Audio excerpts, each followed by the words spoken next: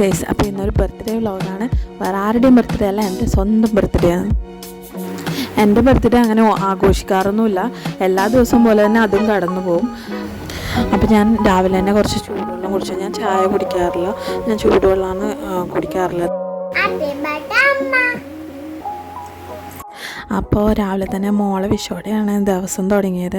അപ്പോൾ അത് കേട്ടപ്പോൾ അവൾ ഹാപ്പി ബർത്ത്ഡേ പറഞ്ഞ് കേട്ടപ്പോൾ എനിക്ക് നല്ല സന്തോഷമായി. കാരണം കഴിഞ്ഞ വർഷം എന്ന് പറയുമ്പോൾ അങ്ങനെ സംസാരിക്കാനാവുന്ന അത്ര ചെറിയ കുട്ടിയായിരുന്നില്ലേ.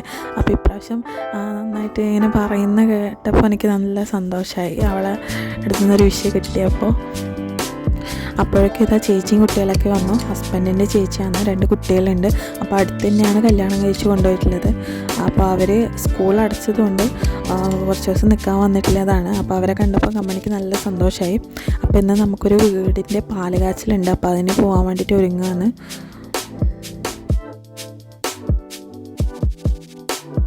അപ്പോൾ ഞാനും അമ്മയും കുട്ടികളൊക്കെ പാലുകാച്ചലിന് പോയി. അപ്പോൾ ഇത് നമ്മളെ വീട്ടിനടുത്തുള്ള സ്കൂളാണ്. ഈ വഴി നടന്നിട്ടാണ് നമ്മൾ ഫംഗ്ഷന് പോയത്. ഫംഗ്ഷനൊക്കെ കഴിഞ്ഞ് വരുമ്പോഴേക്കും ചിക്കൻ വന്നു. പിന്നെ നമ്മൾ ചിക്കൻ കറി ആക്കാൻ തുടങ്ങി. ചിക്കൻ കുട്ടികൾക്ക് ഫ്രൈ ചെയ്തു, പിന്നെ കുറച്ച് കറി വെച്ചു.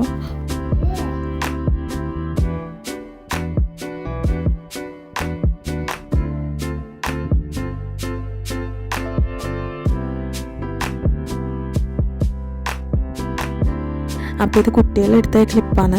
എന്താണെന്ന് വെച്ചാൽ വീട്ടിനടുത്ത് എപ്പോഴും മയിൽ വരാറുണ്ട്. അപ്പോൾ അവർ ആ ടൈമിൽ മയിൽ വന്നപ്പോൾ അതിനെ നോക്കി നിൽക്കുകയാണ്. ഒന്നൊന്നുമല്ല, ഒരുപാട് മയിൽ വരാറുണ്ട്. അപ്പോഴേക്കും ഇതാ ചിക്കൻ കറി ആയി. അപ്പോൾ ചിക്കൻ കറിയും ദോശയും കുട്ടികൾ തിന്നു. അത് കഴിഞ്ഞ് നമ്മൾ പായസം ഉണ്ടാക്കി. പായസം ഉണ്ടാക്കുന്നത് ചേച്ചിയാണ്. പാൽപ്പായസമാണ് ഉണ്ടാക്കുന്നുള്ളത്. അപ്പോൾ കുട്ടികൾക്ക് പാൽപ്പായസം ഇഷ്ടമാണ്. അതുകൊണ്ട് പാല് സേമിയെല്ലാം ഇട്ടില്ല പാൽപ്പായസമാണ് ഉണ്ടാക്കുന്നത്.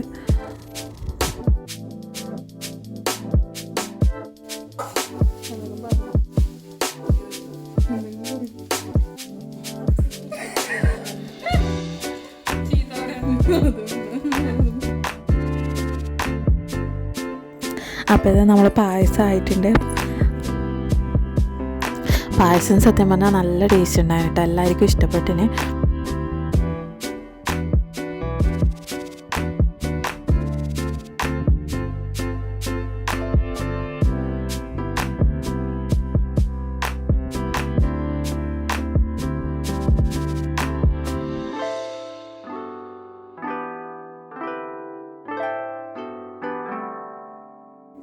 അപ്പോൾ ഇത് ഈവനിങ് ആകുമ്പോഴേക്കും കുട്ടേട്ടൻ കേക്ക് വാങ്ങി ഫ്രണ്ടിൻ്റെ കയ്യിൽ കൊടുത്തയച്ചിട്ടുണ്ടായിരുന്നു.